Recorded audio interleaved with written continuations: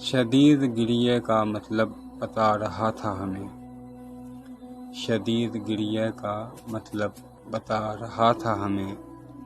वो रो रहा था कि रोना सिखा रहा था हमें। हम उसके उठे हुए हाथ की तरफ भागे। हम उसके उठे हुए हाथ की तरफ भागे। पता चला कि वो रास्ता दिखा रहा था हमें।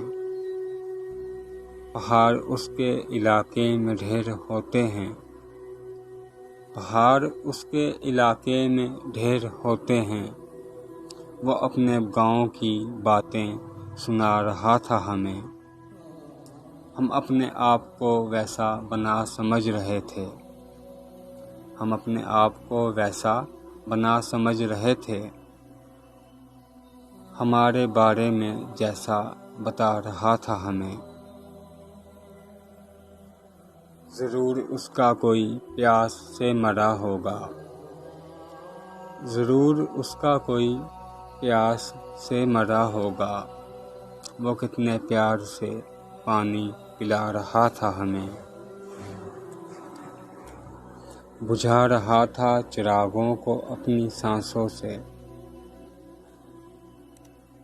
बुझा रहा था चिरागों को अपनी सांसों से और अपने नूर की लो से जला रहा था हमें।